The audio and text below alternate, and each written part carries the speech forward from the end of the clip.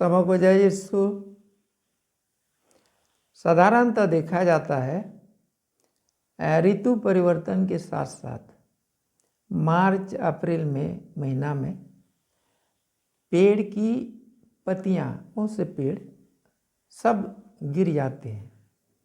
उनमें से कुछ पेड़ उसे हो सकता है, लेकिन मैंने मनन चिंतन किया है, देखा है कटहल का पेड़। कटहल के पेड़ की पत्तियां जो है एक दो करके साल भर गिरती रहती हैं। एक बार मैं इसके बारे में मनन चिंतन कर रहा था।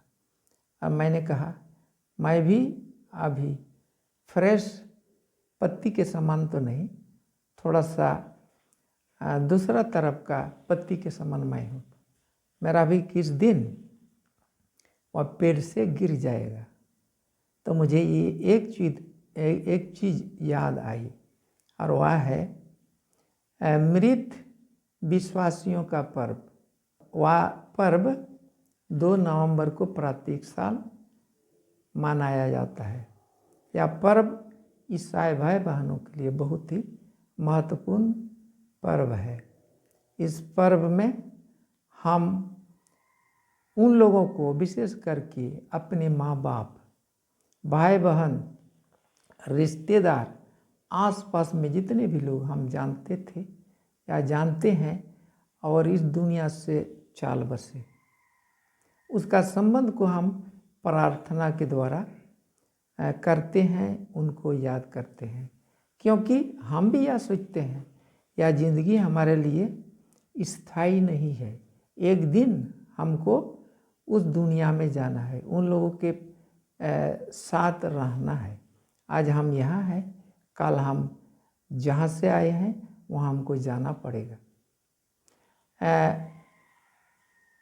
संत पौलुस कुरिन्थियों को पहला पत्र में यह समझाते हैं, क्योंकि उस क्षेत्र के लोग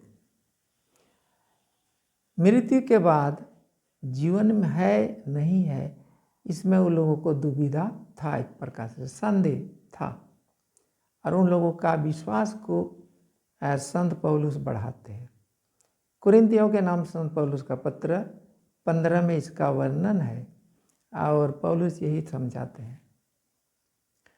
यीशु मसीह ईश्वर का पुत्र, वह हम लोगों के लिए मर जाते हैं, वह दफनाए गए और तीसरे दिन मुर्दों में से जी उठे। वही प्रभु आज भी विद्यमान है। पौलुस कुरिन्थियों को समझाते हैं।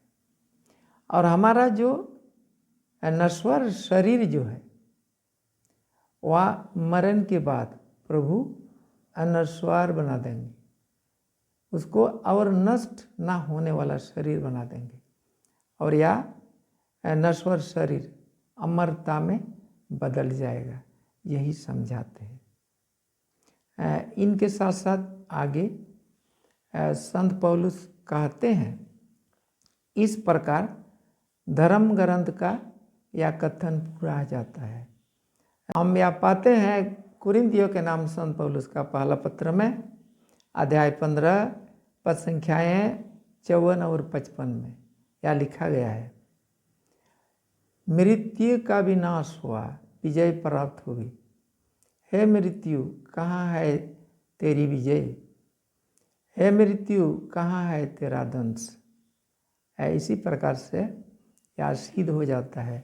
हमारा ईसाई भाई बहनों का विश्वास को और अधिक बढ़ाता है, क्योंकि बहुत से लोगों का विश्वास यही है, हम मर जाते हैं, हमारा उसी समय हमारा जिंदगी का अंत हो जाता है। वास्तव में देखा जाए, मृत्यु जीवन का अंत नहीं है, या शुरुआत है। शारीरिक रूप से हम एक प्रकार से कहें अंत जरूर है, लेकिन आध्यात्मिक रूप से यह शुरुआत है, क्योंकि दोबारा हमारी मृत्यु नहीं होगी। एक बार हम मर जाते हैं, दोबारा हम नहीं मरेंगे।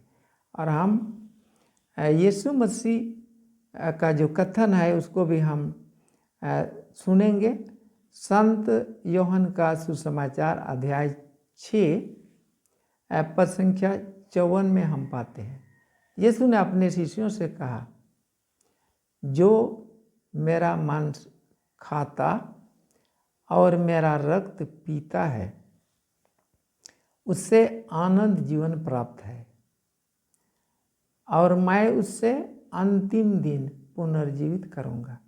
यही ईसाई भाई बहनों के लिए बहुत ही बड़ा धारस्य सांत्वना है। हम इसी पर विश्वास करते हैं। आइए आज फिर से अपने माँ बाप, जिनके माँ बाप इस दुनिया से गुजर गए हैं, चल बसे हैं, और हमारे जितने भी रिश्तेदार हैं या कब्रिस्तान में हम आए हुए हैं, उन लोगों के लिए हम प्रार्थना करेंगे। और वास्तव में थोड़ा सा दुख तो लगेगा, क्योंकि हमारा शारीरिक संबंध उन लोगों के साथ था। आज मिट्टी का शरीर मिट्टी में मिल जाते हैं जरूर, लेकिन हमारी आशा यही है, क्या अनश्वर शरीर जरूर मिट्टी में मिल जाता है, लेकिन आध्यात्मिक रूप से हमें नया जीवन प्राप्त होता है, हमें नई जिंदगी प्राप्त हो जाती है। यही हमारी आशा है। आइए इन लोगों के लिए प्रार्थना करें।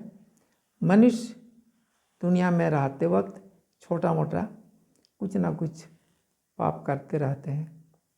यदि ईश्वर के नज़र में आज भी मान लिया स्वर्ग नहीं पहुँचे, उन लोगों के लिए प्रार्थना करें। और जो वास्तव में जो प्रभु के साथ हैं, उनके लिए प्रभु को धन्यवाद दें। हम यह भी याद करें, हम भी एक दिन उन लोगों के पीछे पीछे जाना है, पीछा करना है। आज उन लोगों का समय था, काल हम लोगों का समय होगा, और इसी तरह से हम एक दूसरे को याद करते रहेंगे। आज कलीसिया में जितने भी लोग हैं, विशेष करके ईसाई भाई बहनों के लिए हमारा विश्वास प्रभु में दिनों दिन बढ़ते जाए, और हम प्रभु में ही विश्वास को रख करके हमारा विश्वास जो है, दुनिया का जो विश्वास, और प्रभु यीशु में जो विश्वास, वही हमारा मुक्तिदाता है, बचाने वाला है, और हम सबों को वही पुनर्जीवित करेंगे। सबों को जय यीशु।